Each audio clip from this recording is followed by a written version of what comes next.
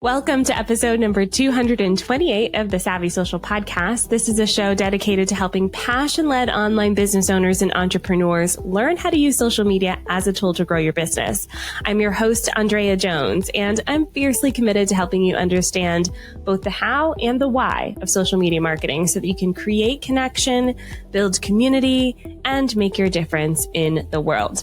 Our podcasts are brought to you by Sendable, which is a social media management and analytics tool that my agency uses every day to post our clients' content, analyze the results, and more. Try them out for yourself for free by going to onlinedrea.com/Sendable. And I'll put that link and all of the links we talk about today in the show notes, onlinedrea.com/228. Today, I have the amazing Stephanie Clairmont on the show. Stephanie is a retired registered dietitian, entrepreneur, founder, and lead facilitator at the Leveraged Practice. She's been delivering in-person and online education since 2012 to health professionals and health clients, and has been part of a national conferences, television shows, online symposiums, etc., etc. She's created 20 online programs, leveraged and launched them over 100 times. She knows her stuff. Stephanie, welcome to the show. Yeah, thank you so much for having me. And thank you everyone for listening. I'm so excited to be here.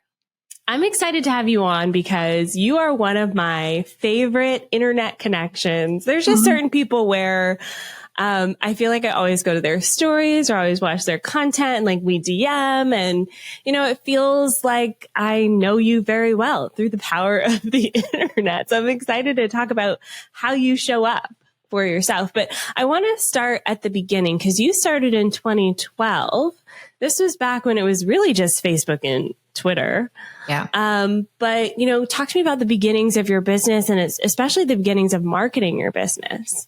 Yeah. So I became a dietitian in 2009 and very quickly became an entrepreneur in 2011 with under 2 years. I just knew I needed to make up my own stuff. Like I wanted a job that I loved. I couldn't find one. I wanted to make more than people were willing to give me. And so here I came. And so in the beginning, I'm trying to think of the first thing I did, Andrea, was the blog. Like that was the first content. And that was like 2011, 2012.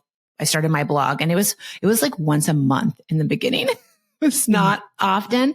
And then we layered on, it must have been 2013 that we layered on social media.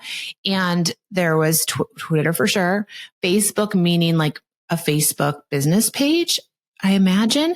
And then there was Pinterest. And I don't know when Pinterest started, but I know that we had 3. And all we were doing was, and I say we because very early on, I couldn't, and you're an expert at this. Well, you have an agency, so there's the answer, but I could not do all my social content. And this was like 2012, 2013. It was early, right? But I couldn't share all my stuff. I couldn't write my blog posts. I couldn't share on social and run my practice and see all my clients and all my patients. And then I also was doing, everything I could to grow. And I was doing trade shows and all TV and all the things.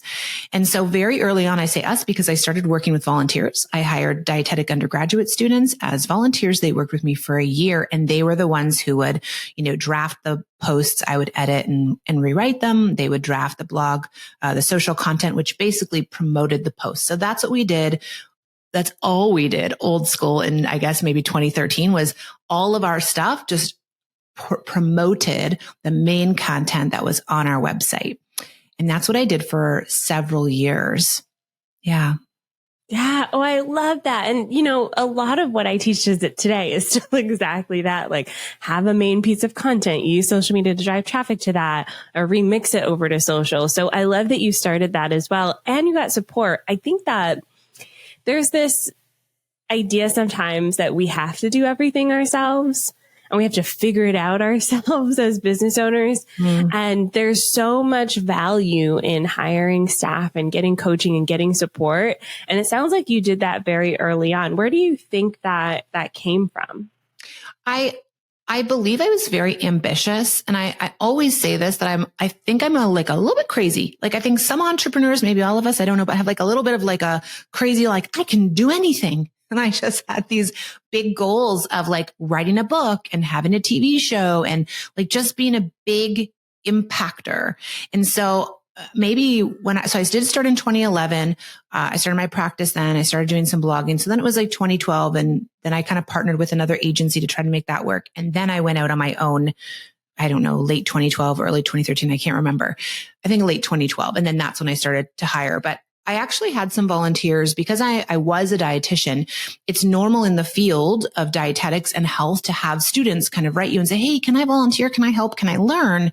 And so I had people writing me and I gave them little jobs. And what I found was the little job, they would do a couple things and they'd be like, thank you, bye. And they just started to get to know my company and they just started to get good. Otherwise, it was a lot of work for me to have volunteers. It wasn't, I don't want to be rude, but it wasn't worth it to like pour. I just didn't have the capacity, I guess, to pour into them and then they would leave. And so that's when I invented like a year-long mentorship program. So I spent 3 to 4 months mentoring them. I continued to mentor them, but they were valuable at that point and could create really good content. So I think it was probably like the big dreams that I had and the ambition and the craziness of like, I need to do all of this stuff so I can get out there. And then I also had the students kind of asking me and saying, do you have room for this? So that's what went that way. But Andrea, in 2012, 2013, did we have Canva? I don't know, but it was not popular. And I hired graphic designers. So if I wanted a banner on my website or like my first opt-in, I remember waiting like a month to create my opt-in and like look at the 5 tips. And I sent it to my graphic designer and they charged me like $20 an hour. And then they made the graphic for my homepage with the sign up bar. Yeah. You know, it was like so old school. And I was like, now I'm going to be a millionaire. Like I have an opt-in. It was so exciting. It was all so exciting. So that, you know, I did a lot of hiring in the beginning. So it's interesting for me to be what I think is OG, like 2011, 2012 being online. And 2013 is when I launched my first online program. So when you hear Andrea say, like 20 plus now, it's because it's been 10 years. So I'm creating stuff and making new ones. But back then it was a lot of, you like had to hire people. You had to hire someone for a little bit of this, a little bit of that. And so I think that's one of the things right now in business ownership is that I don't want to say it's so easy, but there are more tools at your fingertips to broadcast out on social media, to create images on Canva, to create content like reels. Even one of my clients is launching a podcast and she like, I don't even know. I feel like an old lady when I talk about this. She used some kind of tool. I don't know, old lady. I have a podcast manager, but she used some kind of tool to like do the thing. It doesn't cost me anything or it costs her a little bit of money. And so it's for me, I wonder what you think, but I sometimes think that can really challenge people because they think they have to do it on their own and they feel guilty if they hire someone or they invest in anything because they're like, I should just figure it out. I should just do it on my own. I should just be on Canva till midnight. And I didn't have that. And I didn't believe that. But there are some beliefs that I think are happening with new and young entrepreneurs that are really hurtful and harmful to them to be taking all that on. Yeah, I find that so interesting because I really love Canva like you. And it definitely has opened the doors for anyone and everyone to be able to design things for, PDFs for a lead magnet, or even they have websites now, full websites that you can design on Canva. And I really like what you're saying about how these tools do make us feel guilty as business owners. We feel like we should be able to just whip up a PDF in Canva. And it does still take a lot of time. And there's a huge value in outsourcing this and getting support and, really focusing on the things where you shine instead of, like you said, fiddling around with Canva until midnight. I'm actually going to play around with that idea a little bit more because I really, really like that thought process. And I think it's something that we need to talk more about as business owners. Yeah. I used, I don't know if you use this, but Upwork it's now called Upwork, and Fiverr, I think, is a little more popular now. But before all of that, it was called Elance or something, like freelance on the internet. Yeah. Yeah. So I use that. I would be like, who can make me a podcast cover? Like, who can make me a something? And now I have a team. So my team, we do use Canva. Like, I'm still in Canva playing around with like something that sometimes you have to create it yourself. Like, I did a new landing page yesterday and, I didn't want my marketing manager to do it because I was like, can I just look at it and see what it feels like and add the content before you do anything with it, because sometimes you do need to get physical with the art, and so cool that you can do that, or the creative and the videos and all the things. But whenever you can, and as soon as you can, I think if you can get some help, it's just going to help you feel less stressed, and it's going to get you further faster. Yeah, absolutely. Oh, I love that. I love that so much. Now I know your business model is different today. Talk to me about like that evolution, and how you let your audience know that you're no longer a dietitian, but you're actually helping other practice owners build their practice. Yes. So I retired last year, which means I basically didn't renew my license as an RD. So I was an RD for 12 years. And during my RD career, I did a lot of dietetic work. So in 2013, launched professional development programs. Or in 2012, I ran in person around Canada, flew all over the place, which is expensive and is not a super profitable business. However, a lot of fun, teaching other dietitians and nurses and other people how to teach cooking. So that's where I started.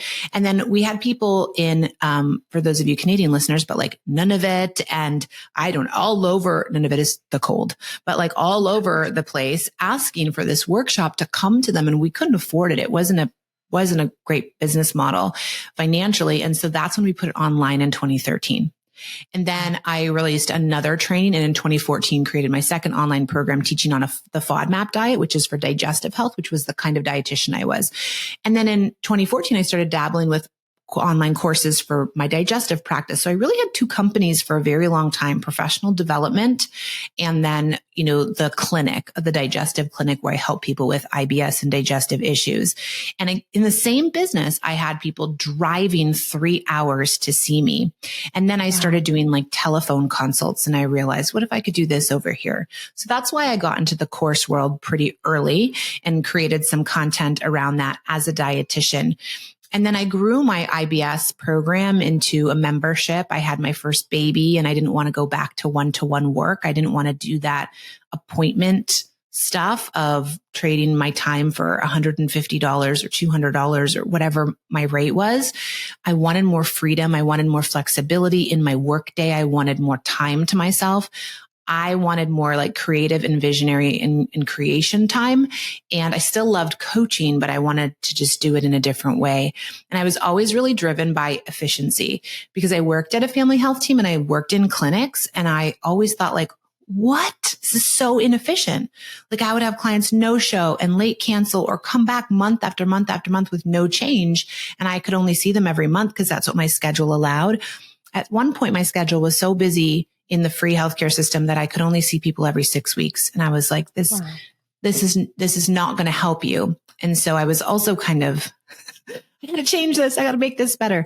And so my practice ended up being online. I completely went online in 2016, I believe, and just exclusively ran group programs for both professionals and healthcare in the IBS world. But at the same time, because I'd been in the professional world, I did the FODMAP thing, I did the other thing. People started asking me in 2015 about business stuff, private practice stuff, growing a private practice. I was on national television. I had written a book. I had done all the things I wanted to do. And so they were like, what? How are you doing this? And in 2015, there wasn't as many entrepreneurial coaches, and business coaching was a very young profession. And so, I started helping people with their private practices. And what I found, Andrea, was those early years of 2015, 2016, 2017, at least half of my clients were coming to me and building online programs. Like that's what they wanted me to teach them. So in 2019, I exclusively rebranded the entire company to the Leverage Practice. So we really are like 10 years old, but I rebranded the whole thing to the Leverage Practice, focusing specifically on group programming. And we have different models of that. It's not just like one course for everybody. It's basically teaching online in a variety of different ways, supporting people in a variety of different ways, just using the internet and technology and tools, and rebranded the thing, and then kind of relaunched everything and let go of a lot of the products. And then my group program in IBS ended up being bought out by a corporate wellness company. And so eventually I kind of shifted away from that, which would have been last year, which is why I let go of my RD license. So the Leverage Practice has been around for 1920, almost 4 years now. Oh, wow. Okay. Yeah. I have a few follow-up questions because I love this concept of rebranding. And I think a lot of business owners right now are going through a bit of an evolution. I think the global pandemonium that we just got out of, hopefully, is done. Yeah. A lot of people had this reawakening to, maybe go back to the things that they used to love or to try something new. And a question that comes up sometimes is, how do we tell our current audience that we're doing something new?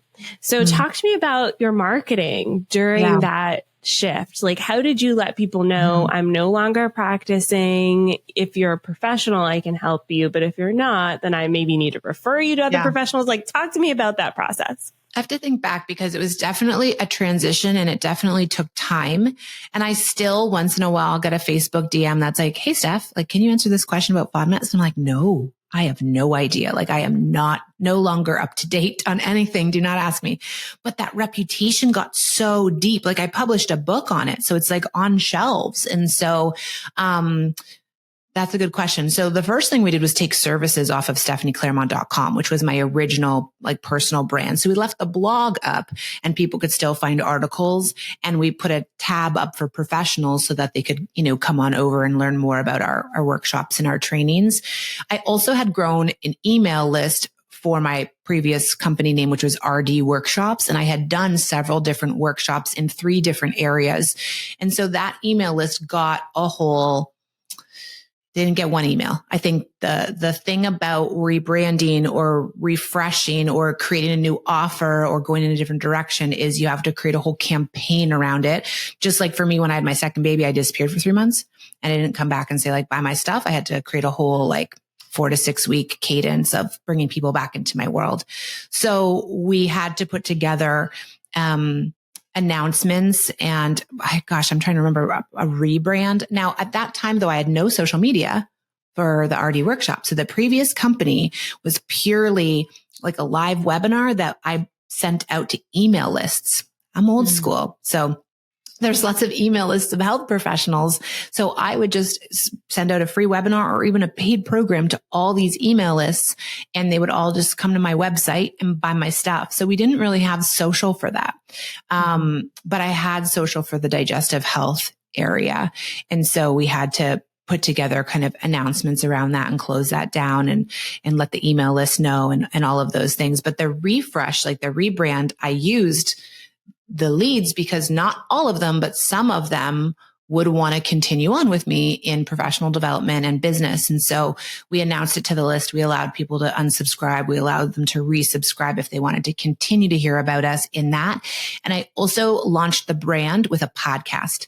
So I worked from January to April behind the scenes. I did take a small group of people from my email list. I launched the first leverage practice workshop. I think I had 8 clients in it just to my general list, and then work behind the scenes to create the new website, to create the new podcast. And so when I launched, there was something there. I think I created an Instagram account. I think that was like the first. I was like, we need Instagram 2019. We need an Instagram account, a podcast, and a website. Like those were the 3 things I needed.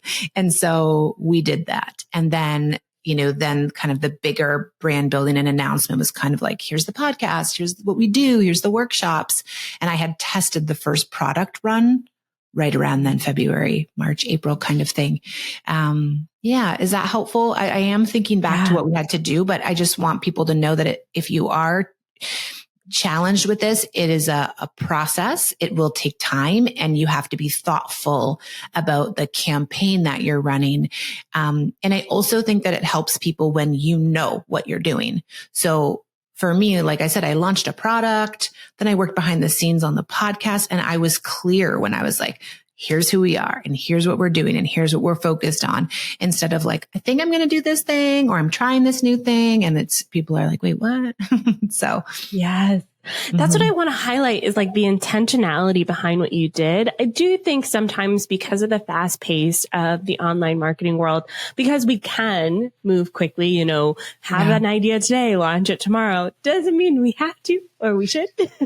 And so like taking the time to plan it out. I want to say this. I want to have this position, this message. I want to test with a small group of folks first. And so I think there is a huge power in that. And I think that that's really what catapulted your success with this new brand is you took the time to really go deep with it and figure that out. I think you said January through March or May?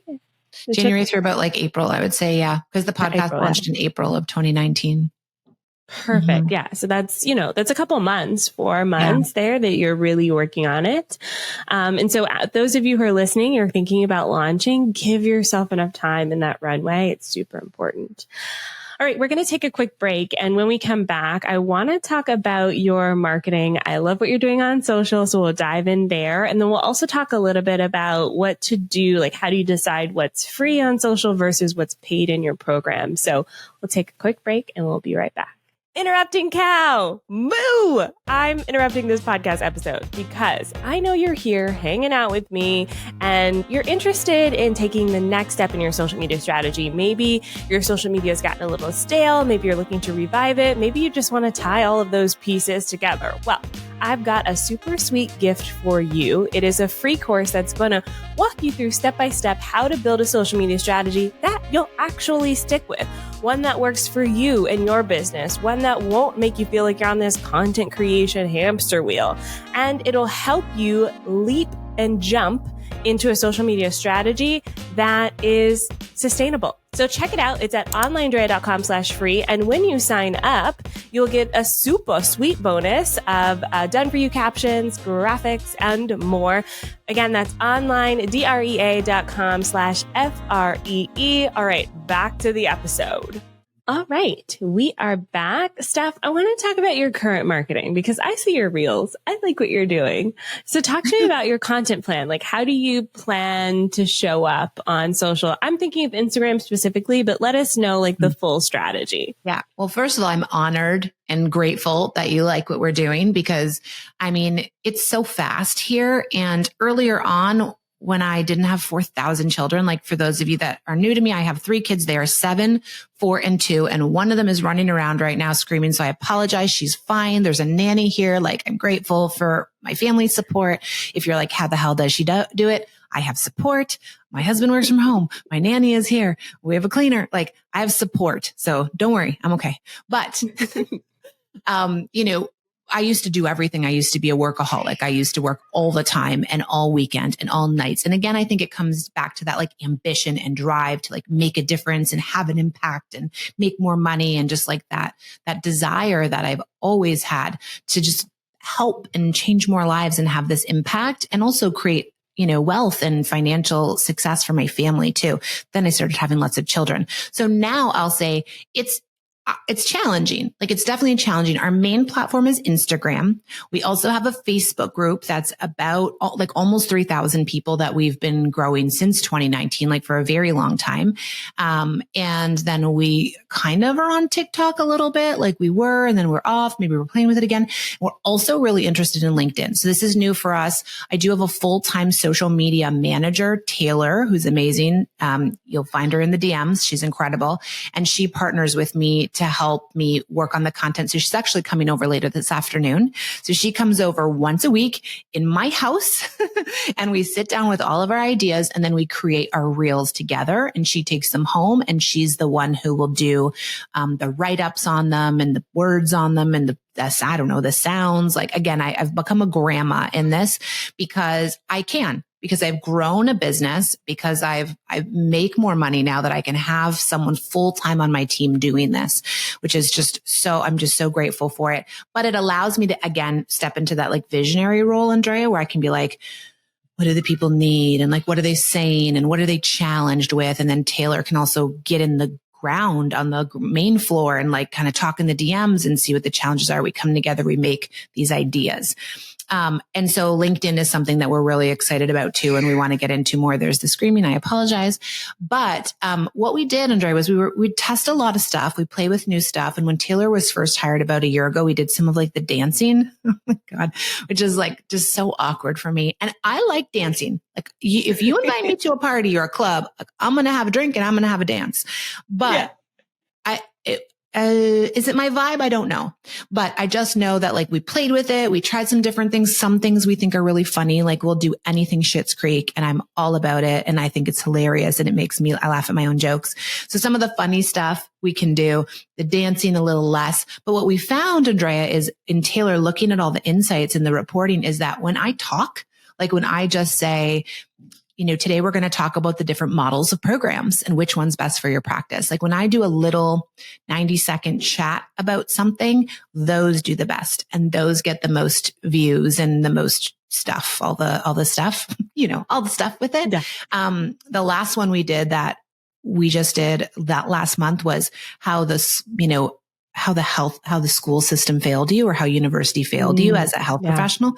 And that was the hottest one. And so now we're running a little bit of traffic behind it, which is a whole new game we're playing.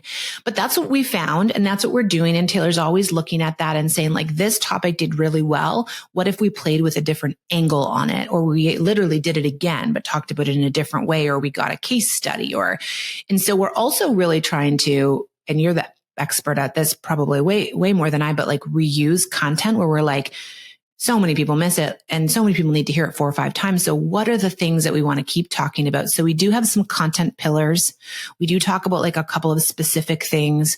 We also sprinkle in the mom stuff. So my 4-year-old with his like big curly hair those reels do the best. If you want to use your dog or your child, I heard this once. I think Amy Porterfield talked about this, like your dog or your child like does the best on social. But sometimes David's just home and then he's like, well, yes, you can be in the video, but those do the best. And so, so we just play around with it. And then, like I said, Taylor's here to help me. And then we most often have a call to action. We're driving you somewhere. So if you like this, what's the next step? And that might be a free workshop we're running or a video or a download, or even just messaging us to get on a call if you want to talk more about working with us. So that's kind of our main plan. The LinkedIn and the other stuff just isn't as much of a priority. It's not getting as much attention. And I wouldn't say we have as much success on it. I will also say that it has been really slow for our growth. And we are like 40 people away from 5,000. And I know Taylor's like, and listen, I know you're not supposed to get excited about the numbers and the vanity metrics and whatever, but like it's been slow growth over here. So we, that's challenging. So we have some challenges, but we just keep showing up, Oh, I've also been going live a couple times a week, to see how that might resonate with my community and my audience. Mm-hmm. Yeah. Ooh, okay. We just did a series on the podcast about hiring. So I want to start there with some follow-up questions because I know a lot of people listening don't like social media. This is something that is happening a lot, especially the more complex it gets. I love that you say you're a granny. I remember specifically the moment I downloaded TikTok and logged on and immediately turned it off. I was like, ooh, no, I cannot deal with this now. This is my career path. So I muscled through it. Now I love it. But I felt that. I was like, oh, I feel my age. This is too abrasive for me.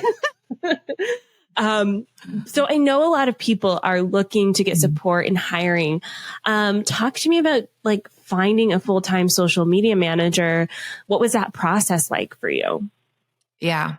Okay. So first we had someone doing it part-time. So my first hire was a marketing manager, and the marketing manager did social media and landing pages and emails and live events and like all the things. And then as we made more money, we were like, okay, Mandy, you've been relieved of all the things. And then we were able to hire Taylor. Taylor is incredible. She is right out of school. So that did allow me to provide her a lower salary than someone who like full time can be $80,000-$100,000 a year. It can be 60. It can be like, there's so many options there. So with Taylor, we loved her. We loved her personality. We made her do a TikTok. We were like, make a TikTok and send it to us. And she did it. And she was funny and great. And we were like, okay, she was straight out of school. And so there's a little bit of learning there for her. And we're always learning. And now she's been with us for a year. And so she's just, if you can find, so first of all, full time, I know is a challenge for a lot of people, but you want to really do some math around it. And I had a coach who coached the crap out of me when I hired full time because I had lots of contractors and all kinds of things. And so like it was very scary for me. So if you are sweating because we're talking about full-time hires, which I don't, maybe you're not, but I was, had a coach make me do it basically, which thank goodness, because that's what's grown our company is we have full-time staff here and they show up differently and they care differently. And Taylor like works in the evenings and on weekends and she's developing herself as a marketing professional. And I appreciate that in her. And she's just like we have a book here with all my kids called The Good Egg. She's just a good egg. She's just a good seed. She's just a good human. So we're very lucky with her. So that ambition and drive and excitement for the profession and for the work that you do is incredibly important when you hire someone. That's my experience. Not just the role. Like I want to be a social media manager. Or I want to be a coach. Like they have to really be excited about developing themselves as a human and learning and failing and trying again. So, but it was like math, right? Like if you're doing, 200 or 250K and you want to get to 500,000 or wherever you're at, like you got to kind of do the mathematical profitability of the person you're hiring. And marketing and sales is an incredible place to put your money. I mean, you can comment on this, but in my experience, I hire coaches to help with the clientele and the program delivery, but it's because I need them, but it's harder to generate profit really and like calculate that. They're more of a cost to the business. But when you hire someone who's literally like getting you leads or making you sales or, bringing people into the DM and like nurturing and connecting, you're making money. So you can actually calculate the profitability, whether you're hiring an agency, a contractor, or a full-time or part-time person. So those are the things that I learned from my coach. And that's why I hired in sales. That was like my second hire. And then we hired in marketing. And now Taylor does actually a lot of selling, social selling and connections and that kind of stuff. Yeah. Yeah. Oh, I love that you started with the end in mind too, with like, this is what I need. And then you got coached on like, you actually need a full-time person. Yeah. Because it is such a pivotal role in companies. And yes, starting out with, a part-time person, an agency, that's great. And then as your business grows, you may need to hire a full-time staff, which is wonderful. One of the things you also talked about was metrics of success. So talk to me about how you decide if social media is working for you. What are some of the numbers that you look at regularly to see like, yep, hard question. This is working. Hard question. Yes, we call those the KPIs. We talk about them all the time on our Monday morning meeting. The team gets together and we talk about our KPIs for the week before. What's interesting there's lots of numbers to look at. And I'm a math girl. Like I love math and I was good at math, but the numbers they still give me a little anxiety. So if you're looking at the numbers, you're like, oh God, they're important. And I make all my clients look at them and all my mastermind clients. I'm like, who cares if you're not measuring? Like why even try? So for social media, we're specifically looking at resources provided. Okay. So first of all, like, probably like new follows, but not really new follows. And maybe we should more, but more so it's number of people in conversation. So number of direct messages sent, because that's where we can take people from watchers, just scrollers to like, I'm actually interested in learning about this. And that for me takes someone from, now remember, I used to run a digestive brand. I had an email list of 10,000 people. I was very successful in that role. And I experienced this in a different way, but I experienced this.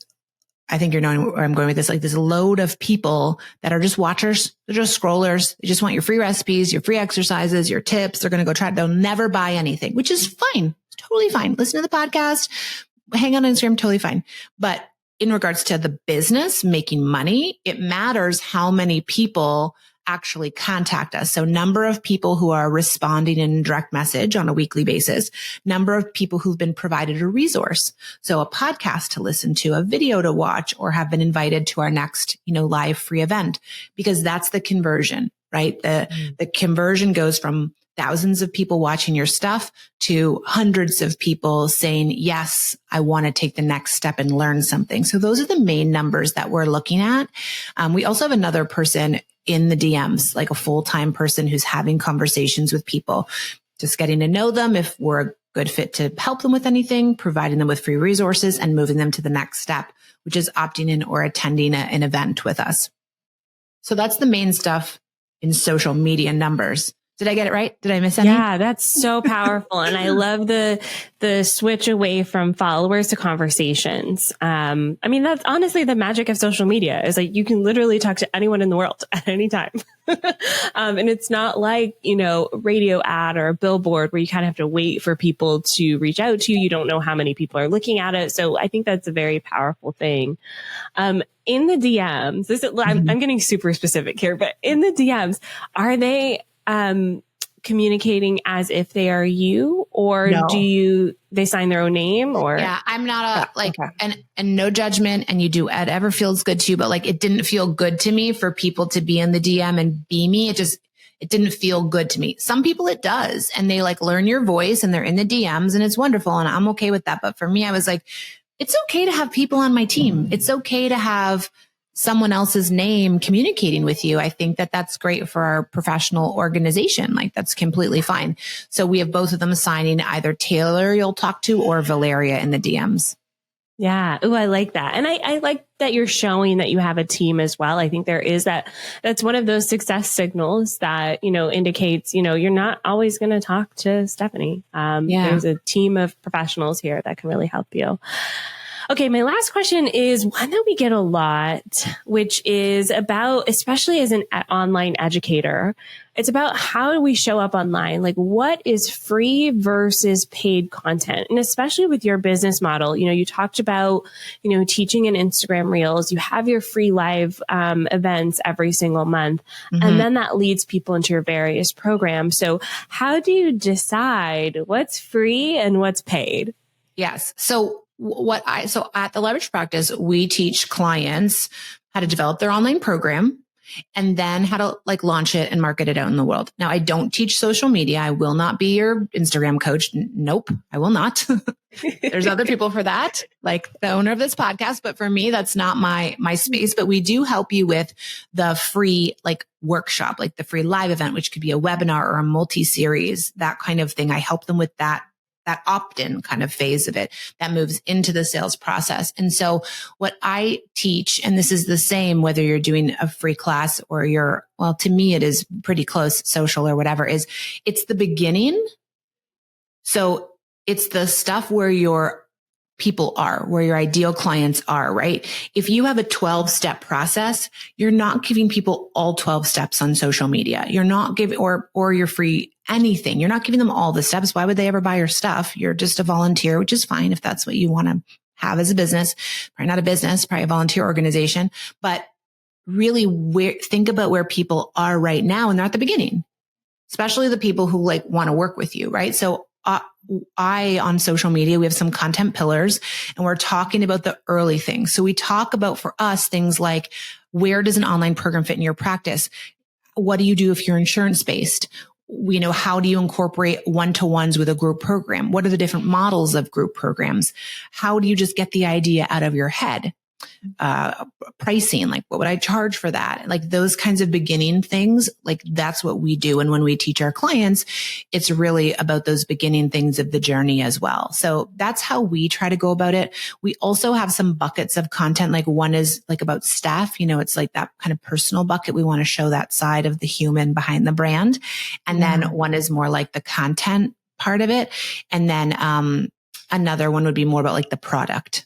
Right. So we are sprinkling in all of that, but I will share just as we're talking about this, I'm someone who really grew a public platform in Canada.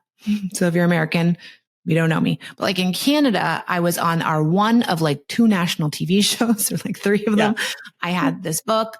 Every dietitian knew me because I ran all these conferences and I was on the stages and I that was it. And so what's really interesting is I had that and that was my dream and my goal.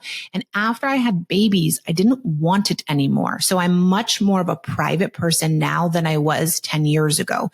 And so I want to share this because many of you may feel like I do, where I don't want to show you everything. I don't want to be in a bathrobe. I don't want you to see me without makeup. Although maybe if I'm on a walk with some sunglasses, you might see me. Like I don't want you to see when I'm having like a shitty day. I don't know if I can say that on the podcast, but like, it's not for everybody. Okay. And I think we all, have a level of privacy. Some people want to show their kids, some don't. But you need to trust the person behind the brand. You do need to get to know them. You do need to see me wave my hands around and talk too fast and be like, she's not for me or she's for me. Like, I've had people email me and be like, I will never work with you. You talk too fast. And I was like, you probably could have kept that to yourself, but like, thank you. I could try. I mean, I'm pretty good, right? I'm not that fast. So these are the things. And I know for a fact that people will come and get to know you and leave, and that's okay. And people will come to you. And one of my clients recently said, I knew you were the person for me. Like, you were my person. And I was like, oh, goosebumps, like, yay. And so there is a level of people getting to know you and trust you, right? A level that you want to show. And that's a spectrum. And for me, I do like showing a little bit about my family and my cutie pie kids, but I don't share a lot of like personal stuff. It might be like more about like being a mom and a CEO, or like talking about how today is the most ridiculous day. And I actually haven't done stories for a couple of days, and I'm probably going to go and be like, geez, like I haven't been here for a couple of days because we're going to Florida on Friday and my kids have parent teacher night and we have a new puppy and it's just freaking crazy here. And I think that's okay for me. Like, that's my level, Andrea, to share, like, it's challenging to own a business and be ambitious and be, working on stuff, and then also have thousands of children and a puppy and like a life. So that's the side that I love sharing. And that I feel like really helps people. And so that's my level. You know what I mean? Yeah. And I like that you mentioned kind of the transition of life as well. I honestly went through something similar where I put a lot of my life online. I met my husband on YouTube. We like documented our entire honeymoon. That was 8 years ago. And now I don't even post pictures of him, honestly. Like, we just aren't those people. I was looking for like a selfie to post for my birthday recently, and I had to scroll back 2 months to like find one.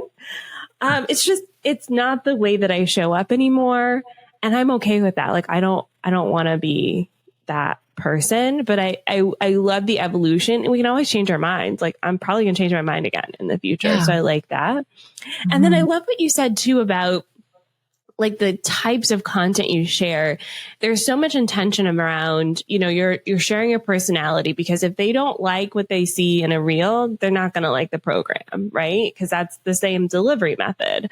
Mm-hmm. Or if they don't like how you talk about, having a million kids, and they may not resonate with the way that you show up, which actually streamlines your business so that you can, do all of the lifey things. So I really like that there's this really intentionality behind the content that you share. And I think there's such a powerful strategy there.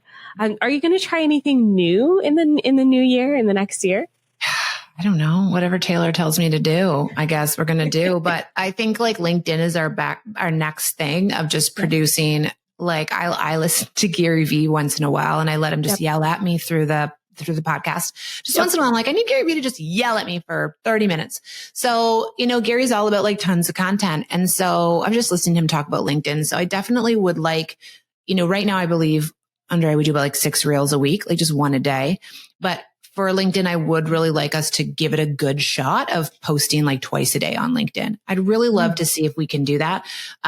Also just testing out video content, because there's not a lot of video content on LinkedIn. So I've heard like, some people maybe might not like it, but other people are like, that's going to be Facebook in 3 years. So like, I think it'd be great for us to be recording video and using video on LinkedIn. I'd love to do it, like, see if we can handle like twice a day, and just see if we can be leveraging LinkedIn to make more connections and bring more people who are looking for us. For me, it's not about convincing anyone or selling anyone. It's about like, there are people out there looking for you, and you need to be louder and have more visibility and show them who you are. And so that does that count? But like, that's what I'd like to do.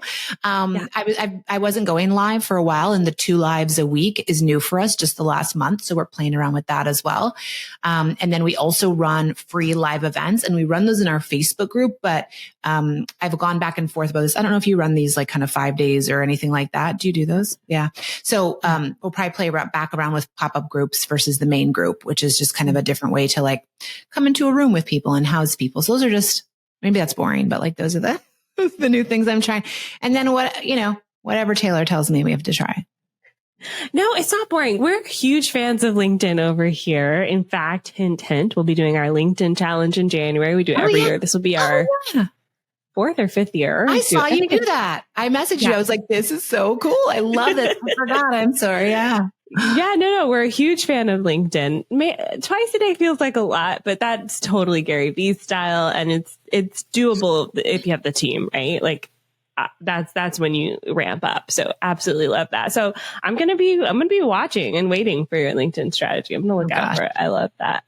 Steph, thank you so much for being on the show today. I know you have a gift for our audience all about kind of the different models that they can approach when they're moving from one-to-one to more leveraged practice. So tell us about that. Yeah, absolutely. So one of honestly the hottest reels that we put out was when we started talking about the models that we've developed here at the Leverage Practice. So often people are like a course, or like put videos on the internet, but online programs are beautiful little snowflakes. Each one's a little bit different. And we have 4 proven models we've built over the 10 years and with our clients that are fantastic for health professionals. Now, if you're a health professional, you're going to eat this up. If you're not a health professional, but you are a service-based provider, you're still going to love the models and you're welcome to come and opt in and watch the video. So it's an 18-minute video. I go through our 4 proven models and it's basically showing you how to put together things like one-to-one and groups and memberships and office hours and Facebook group and like all the pieces into these 4 different models depending on your goals. If you want to have like a small group environment or you want to help thousands of people. So, so people love it and it is available for you to go to and watch. I don't have the link in my head though. Do you have the link? Yeah, we'll put the link in the show notes, OnlineDrea.com/228. Perfect. I think it's the leveragepractice.com/models, but y'all can go to the show notes and just click the link there. It's supposed to be easy for me, but we have a few things going on. And remember, I have 1,000 children. So thank you for that. It's just /models. But yeah, come check it out. It'd be really helpful for you if you're thinking about, you're curious, or you've been, a lot of people have been thinking about it for months or years and they just haven't done it. So you would really love it. Yay. Check that out. Goodness all around. And make sure you follow Steph at The Leverage Practice on Instagram and everywhere else on social media. Yeah. We also have a podcast. So if you're a big podcast listener, we're just The Leverage Practice Podcast, and you can hear a little bit more about me chatting about, these kinds of things, online programs and how to do them. Yay. Awesome. Love that. We'll put that link in the show notes as well. Stephanie, thank you so much for being on the show today. This was great. Oh my gosh. Yeah. Thank you for having me. And thanks everyone for letting me into your earbuds. Yay. Thank you, dear listener. If you liked today's episode, head on over to Apple Podcasts, Spotify, leave us a 5-star review. It helps out the show, keeps us in the top 100 marketing podcasts, all thanks to you, dear listener. Next week, I'm talking about a new social app. Have y'all heard this one? It's called Be Real. I have a lot of mixed feelings. We'll be talking about it. I did a test so that you don't have to. So tune in next week to hear whether this brand new social app is for your business.